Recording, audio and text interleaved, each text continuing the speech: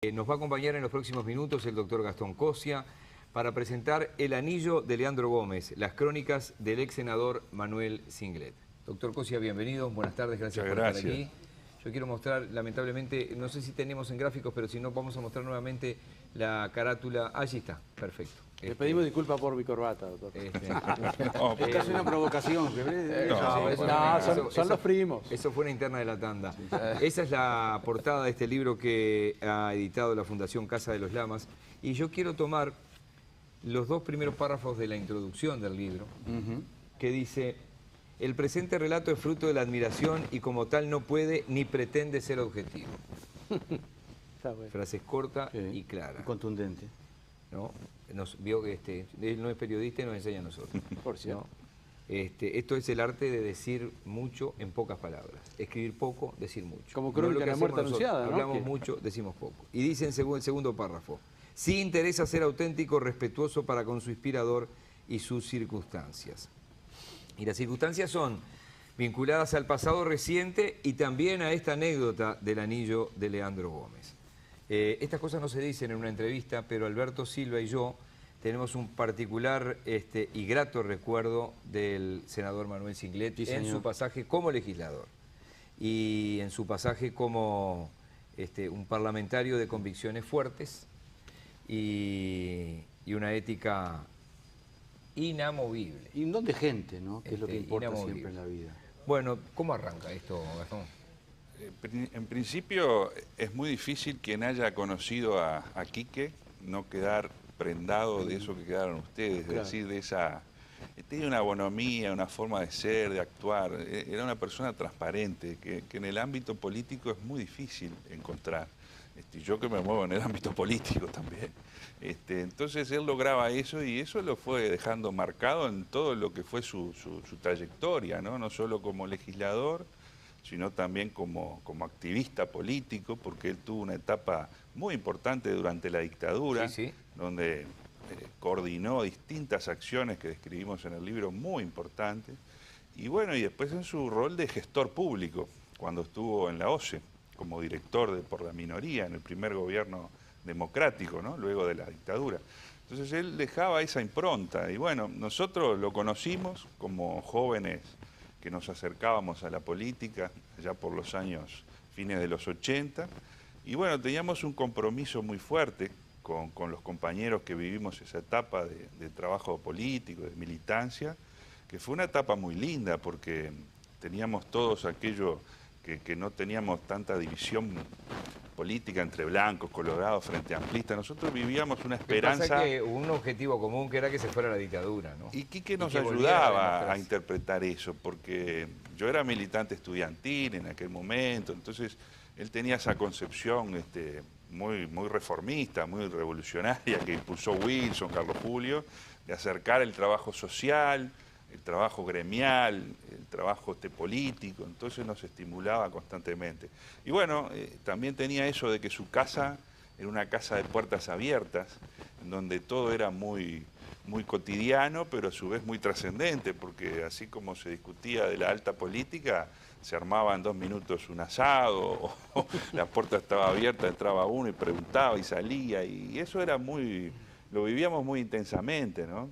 Y nos tocó vivir una época muy linda, que fue la llegada del Partido Nacional al poder, en el año 89, la elección del 89, y que fue muy linda, pero que nosotros también nos marcó a fuego, porque esa noche ganó el Partido Nacional, pero muchos de nosotros sentimos que habíamos perdido por aquello de la ley de lemas, y que nuestra candidatura era la de Carlos Julio, y eso tenía una cantidad de aspectos para nosotros relevantes en lo que era nuestra propuesta, y nos marcó. Entonces yo lo digo sinceramente, muchos vivimos esa época como que nos dejó una marca a fuego, ¿no? Y yo de esta manera lo que quiero es... Una cosa era por la patria y el movimiento de Rocha, Exacto. Otra cosa era el herrerismo. Y bueno, entonces capaz que sigue siendo lo mismo, pero en aquel momento estaba más marcado, me parece. Nosotros tenemos hoy una gran responsabilidad. Yo estoy en la labor política, estoy ocupando una banca, alternando por Montevideo, por el Espacio 40,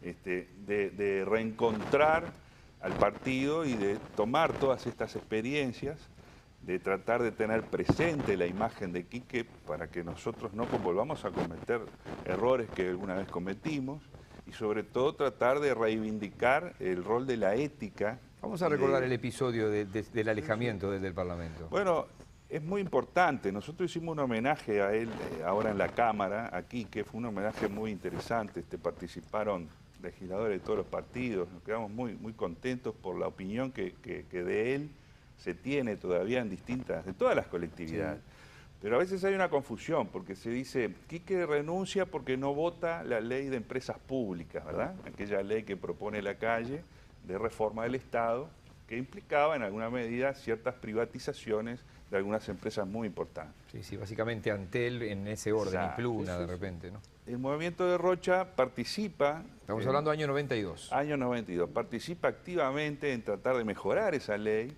y se compromete, porque cuando uno participa se compromete, trata de mejorarla, Y allí comienza una gran, disyuntiva. Algunos no se sentían interpretados, caso de Quique, con lo que se estaba, digamos, tratando de mejorar. Pero no es cierto que él no la vota. Él lo que hace es que, como el movimiento había resuelto votarla, él no entra a sala el día en que se vota esa ley, en el año 91, por octubre.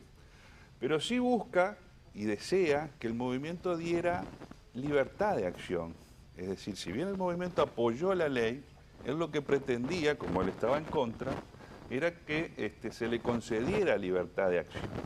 El movimiento define un congreso en el año 92 para el 7 de noviembre del año 92, que ni siquiera llega a ese congreso, porque cuando la bancada decide que hay que apoyar la ley, que era importante para el partido cerrar filas en torno a esta ley, aunque no se compartiera 100%, pero para el Partido Nacional importante, él entiende que se le cercena un derecho muy importante a él, que era el de poder expresarse libremente.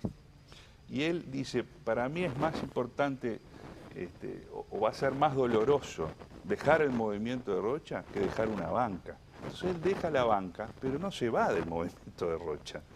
Y él entiende en aquel momento que había gente que podía representar mejor la opinión del movimiento que él, y que él daba un paso al costado. Entonces, y no hizo lo que se hace ahora, que es votar y luego votar a favor y despotricar en contra. Y lo hizo con una gentileza, digo yo, porque él respetaba a quienes de otra manera, porque también compañeros suyos del movimiento de Rocha se habían ido del movimiento de Rocha, pero habían mantenido su banca. El caso, en aquella época, Aldorio Silveira, estaba también el diputado Coronel, pero él respetaba esas posiciones. Estaba Nino Boa, nada menos, ¿no? En esa época, que era intendente. Entonces él respetaba porque él los consideraba sus compañeros, pero él tenía una amistad tan profunda con Carlos Julio Pereira y tenía, yo lo describo en el libro, una comunidad de ideas, de sentimientos tan profundos con lo que era el movimiento de Rocha, que él había fundado prácticamente. Su padre había sido uno de los ideólogos y él había estado el primer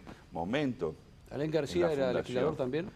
Alén García era presidente de la Cámara en esa época. O sea, fueron situaciones que a nosotros como jóvenes nos marcaron profundamente en aquella época, y lo que pretendemos hoy es, en lo que tiene que ver con los 30 años de la recuperación democrática, historia reciente, y los 150 años de lo que fue la defensa de la heroica Paysandú, unimos los dos temas en este libro, porque Quique tenía el anillo de Leandro Gómez. ¿Cómo se llegó? ¿Cómo llegó a ser? Permítanme un segundito porque le tenemos que cambiar el micrófono a nuestro entrevistado.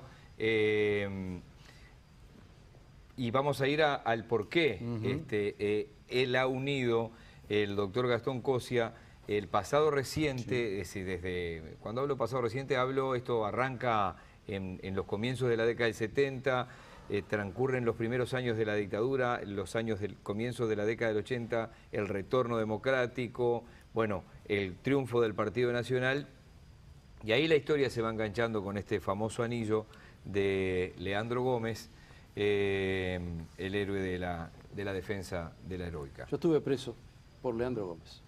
Estuve preso en Paysandú por intentar recuperar restos óseos de Leandro Gómez cuando los ladrones entraron en la tumba para aparentemente producir un caos político de aquel momento. Yo era periodista, estaba en La República, soy todavía, pero estaba en La República en aquel momento, y la dirección del diario, yo tenía la noticia de que había gente que tenía los restos, me llamó una fuente mía, terminamos allá tratando de recuperarlo. Junto con Marcelo Falca, que aún está en la República, que está pasando un momento grave económico ahora ese diario, y terminamos presos porque Inteligencia Policial creyó que nosotros íbamos a negociar algún otro asunto y que íbamos a pretender vender, cuando en realidad la noche anterior Fasano ya había hablado con el ministro del Interior y le había dicho que los restos venían de allá a ser entregados de inmediato al Ministerio del Interior. ¿Y aparecieron, así volvemos con esos restos, aparecieron alguna vez? Nunca quedó claro eso. Los restos, la persona que fue procesada finalmente como autor material del hecho, entregó restos, pero el Instituto Técnico Forense no logró determinar si eran efectivamente lo que se habían hurtado. Nadie lo sabe. Volvemos al libro entonces, una anécdota muy triste. No, pero... muy triste. Pero a ver, está muy relacionado con el libro, porque una de las cosas que a mí me apasionó cuando empecé a tomar contacto con los materiales de Quique, es que él había guardado meticulosamente toda la historia del anillo que él portaba. Entonces, en esa historia del anillo... ¿Lo usaban de forma permanente? Bueno, sí, yo cuento ahí, yo no sabía, cuando en un debate famoso, debate no, eran los candidatos presidenciales iban a un ciclo muy conocido de un canal, Canal 10, que era Hablemos en aquella época. Entonces, Carlos Julio fue con su señora y fue con Quique. Y yo era un joven que estaba mirando y que militaba, y allí por primera vez vi que Quique mostró el anillo, porque él no era de andarlo mostrando habitualmente, sí lo hacía con sus amigos. Pero ahí me cautivó la historia. Y fui a ver qué había pasado cuando empecé a escribir este libro. Y tiene que ver con los restos de Leandro Gómez. Los restos de Leandro Gómez, hasta hace muy pocos años, ha generado una cantidad de investigación. Bueno, ahora nos cuenta el panelista que hasta estuvo preso. El monumento de Leandro Gómez es más grande que el de Artigas. En su época hubo una gran movilización en torno a qué había pasado con Leandro Gómez. Si estaban los restos en el osario común, si los restos de Leandro Gómez decían violentados, ultrajados. Y bueno, ahí me encuentro con la figura del cura Ereño, que yo lo relato en el libro. El libro tiene una parte histórica que se va alternando con las crónicas de la actuación de Singlé.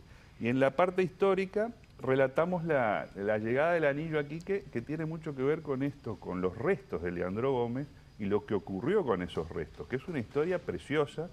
Y nosotros recurrimos a lo que fue el trabajo del historiador Jorge Pelfort, que documenta muy precisamente todo lo que ocurrió con el anillo. Particularmente el anillo a él se lo regala un funcionario de la OCE, cuando él era miembro del directorio, que tenía una gran confianza con él, que era José Aramburu, y que había sido de familia blanca, descendiente del cura Ereño, pero que había despertado una admiración y un afecto muy grande por Quique, eso que él despertaba en la gente, y se lo deja en su escritorio en un sobre, el anillo, con una carta. Y con eso comienza el libro, ¿no? ¿Por qué? Porque él entendía que ningún mal blanco podía usar ese anillo, que quien tuviera ese anillo y lo custodiara debía ser un buen blanco. Y para él, el buen blanco en ese momento y lo que a él le despertaba era Quique. Y lo que significa, ¿no? ¿Cómo llegó esa persona el anillo que no entiendo? Bueno, era descendiente de Domingo Aramburú, y Domingo Aramburú era a su vez descendiente del cura Ereño. El cura Ereño que yo describo en el libro, que tuvo una actividad muy importante vinculada a Oribe en los ejércitos nacionalistas, como capellán del ejército. Y luego fue muy amigo de Leandro Gómez en la época de la resistencia en Paysandú, porque auxiliaba a Leandro Gómez desde el otro lado del río. Él era párroco en la iglesia de la Concepción. Allí fue donde rezaban por la suerte de los orientales cuando el ejército brasilero estaba arrasando Paysandú. Y yo pongo allí en el libro las cartas que se enviaban entre el cura Ereño y Leandro Gómez. Este es un libro que trata de unir esos aspectos que para nosotros aquí que lo marcaron, lo determinaron. ¿Se lo dio antes que lo fusilaran, entonces? El anillo, no, el anillo queda en poder de quien toma los restos de Leandro Gómez, que es un médico, que se llama Mongrel. Era el médico de la defensa. Él entra y retira los restos de Leandro Gómez de este osario común, lo identifica por una cicatriz que tenía en su cabeza, lo exhuma esos restos y lo que hace los pone en un baúl y duerme con el baúl debajo de su cama, con su esposa enferma. ¿Por qué? Porque tenían miedo de que lo ultrajaran en aquella época los ejércitos colorados, ¿no? Que eran quienes habían efectuado digamos, la muerte de Leandro Gómez fusilando. Con Suárez en la cabeza. Lo sacan cruzan el río, hablan de una persona que lo cruza, que era un empleado de la casa, un hombre de servicio, lo cruzan al otro lado del río y se lo dan al cura Ereño, y el cura Ereño resguarda esos restos, pero en secreto. Nadie sabía que los tenía él, al punto que Zorrilla San Martín, yo pongo allí unos párrafos de una hermosa, a lo último del libro está una hermosa estrofa que él relata sobre los restos de Leandro Gómez. En 1876 todavía no se sabía qué había sido de los restos de Leandro Gómez. Recién en el año 1884 se repatrian los restos y es allí donde la historia se cierra de alguna manera y se tiene primero un entierro simbólico en Montevideo y luego la dictadura es que realiza en el año 84 el mausoleo. Pero bueno, todo esto está muy vinculado porque para un nacionalista como Quique, nacido en Cerro Chato, que es la triple frontera, ¿no? Sí, de los departamentos de Durano, Florida, 33. Es una reliquia, absolutamente. De una zona muy influenciada por lo que era la estancia Las Palmas, de los Muñoz, ¿verdad? 3 generaciones de luchadores por la patria, ¿no? Es decir, desde la independencia, luego revolucionarios con Aparicio Saravia, bueno. Él estaba influenciado por todo lo que significaba su profundo nacionalismo. Y cuando le llega esa reliquia a él, de alguna manera eso potenció, digamos, de alguna manera todo su rol. Y yo por eso destaco la historia del anillo a lo que fue su actitud también en las cámaras, y su actitud sobre todo política, ¿no? De entenderse a él como que tenía por delante un rol que, bueno, que en su momento quizás no fue apreciado de la manera que debió serlo, pero que hoy nosotros tenemos un compromiso de reivindicarlo, ¿no? ¿Quién tiene esa reliquia ahora? Su hijo. Ah, su hijo es portador de la reliquia. ¿Hay fotos en el...? Sí, están las fotos. Incluso en la portada. Su hijo, el contador Cingleta, a quien le agradezco un especial afecto por él, no tiene que ver con la entrevista. Él ha tenido la gentileza de venir, está detrás de cámaras junto a otro querido amigo como es Gabriel Bardanca. Ellos son amigos, en ese caso ya desde infancia y adolescencia. Pero me consta, así por las historias que ellos cuentan, lo que era esa casa de los Inglet. De tranquilas abiertas. Sí, de otro Montevideo muy parecido a lo que sigue siendo gran parte del interior, ¿no? Ese donde, si como era la casa de repente tuya en Sayago, cuando eras niño, la tuya en yo nací acá, pero me crié en pleno Campo Trinidad. O la mía en Rocha, la tuya mismo en el barrio sur, en el Parque Rodó. En un Montevideo que ya no existe más, obviamente. Claro. ¿No? Sí, el libro intenta también homenajear a una generación, ¿no? Porque cuando uno empieza a hablar de él, empieza a haber puntos de contacto, ¿no? Por supuesto, Javier Barrios Zamorín, Carlos Julio Pereira, Jorge Ceballos, que fue otro gran dirigente de Cerro Chato y diputado, y las personas que conformaron ese elenco que tenía viva a Casa de los Lamas. Sí, está López Balestra por allí. Bueno, López Balestra, Rocha Ima, Barrio Sanza. Entonces fue una generación de nacionalistas que provenían, Rochita Ima. Ustedes cuando ahora decían el tema de los renunciantes, ¿no? Los otros días falleció Rocha Ima, ¿verdad? Hace muy poco. Carlos Julio me contaba algo que yo no sabía y que también viene a enriquecer esto de la gente que ha tenido estas actitudes en la política. Rocha Imas abandonó el movimiento de Rocha en un momento y era suplente de Carlos Julio al Senado.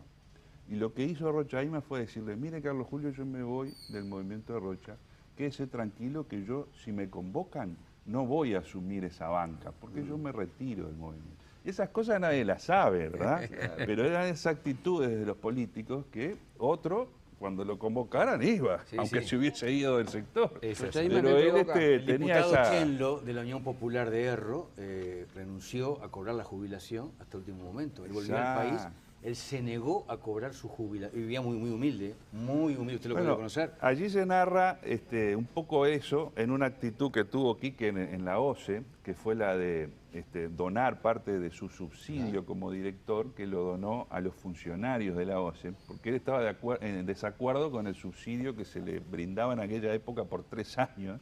Entonces, cuando yo narro eso, también lo refiero a esos ejemplos, ¿no? Hasta el doctor Gallinal, en el año 66, el movimiento de Rocha le sobró dinero de la campaña electoral. ¿Qué hizo? Lo donó a Mevir. Cosas impensables. A mí me provoca una preguntita nomás, pero sacándote del libro, ya que además hiciste un relato muy interesante y profundo, en inclusive un momento que había mucha diferencia Partido Nacional, Partido Colorado, indudablemente era la guerra, pero también hiciste mención a las diferencias internas del Partido Nacional, que también eran tremendas. Muchos dicen que esas peleas internas hicieron que nunca en la historia hayan sido gobierno, y el Partido Colorado fue durante la mayor parte de la historia del Uruguay gobernando el país.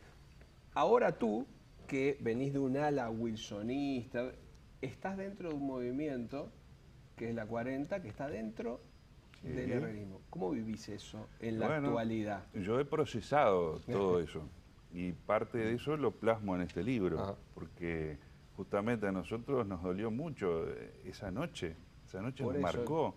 En parte lo que nosotros tratamos es en este libro de reconciliar estos aspectos, porque debemos naturalmente hablarlos. Yo sentía que en el último tiempo no se hablaba de esto, de las diferencias que tuvo el Partido Nacional durante el gobierno. Quique lo dice en un momento, dice, nosotros podemos ser gobiernos y es una gran responsabilidad ser gobierno, pero esa responsabilidad también a veces se ejerce diciendo que no, decía él. Y bueno, nosotros creemos que hoy tenemos que pensar en esto en un tono y una clave de reconciliación política entre esas facciones históricas que llegaron a estar divididas en nuestro país, el nacionalismo independiente y lo que era el Partido Nacional conducido por el herrerismo. Todavía estas cosas existen en nuestro partido de gente muy marcada. Sí, obviamente. Y las nuevas generaciones tienen derecho a conocer estas cosas, pero también a proyectar todo esto de otra manera. Y es un poco el aporte que queremos decir. No debe quedar nadie por el camino en la construcción de nuestra historia partidaria. Y sobre todo creemos que de esta manera también le aportamos valor agregado a la labor política por encima de los partidos. Porque lo de Quique, y ustedes lo van a poder leer cuando él se va del Senado, es un episodio que no tiene antecedentes. Yo lo decía en la Cámara los otros días en el homenaje. Las palabras de Araujo, que era senador, las palabras en su momento de Sigliuti, senador colorado. Sí, sí, Carlos Walter. Hay una narrativa en la forma en que lo despiden pidiéndole un aplauso. Él no estaba, por supuesto, ¿no? Cuando piden un aplauso para la actitud de haber renunciado, cosa que en ese momento el presidente de la Cámara era Gonzalo Aguirre y dice, no, pero esto no está dentro de la formalidad. Y Batalla dice en su momento, dice, esto no importa que no esté permitido, es lo que sentimos los legisladores. Y lo despiden con un aplauso. Entonces, son esas cosas lindas de contarle a las personas que a veces tienen tanta distancia de la política. Es una forma de reconciliarnos con la acción política. Doctor Cosia, muchísimas gracias. Hay un gran capítulo acá que no lo nombramos, que fue la actitud del movimiento de Rocha, de Carlos Julio y de gente como Manuel Siglet a favor del voto verde. Exacto. En el año 89, y obviamente la desazón interna, a pesar de que después el partido votó unido, el Partido Nacional, y ganó la elección, pero fue una derrota muy fuerte para, sobre todo, Carlos Julio Pereira, el movimiento de Rocha, que integraba a Manuel Siglet. Sí, un capítulo importante allí, incluso hay facsímiles de la época, de diarios de la época. Muchísimas gracias. Bueno, a ustedes, muchas gracias. Bien, no sé si me puedes mostrar, Javier, la carátula una vez más del libro, si se puede mostrar una vez más la... Ah, está Felipe, gracias Felipe. Allí es lo que está la invitación. La invitación para mañana es la presentación. Mañana es la presentación en Casa de los Lamas, 19:30. Y bueno, el prólogo, que me olvidé de comentarlo, que lo ha hecho Álvaro Alfonso, además de ser un escritor muy reconocido. ¿El alcalde de Corrientes? Sí. Era amigo y colaborador de Quique. Y bueno, tuvo la gentileza de hacer un prólogo muy hermoso, al cual le agradecemos. Bien, y ahí la Casa de los Lamas está en el mismo lugar de siempre, ¿no? Avenida Uruguay 1324. 1324. Muchas gracias. Tenemos que cerrar este espacio. Ya volvemos, hay más buscadores.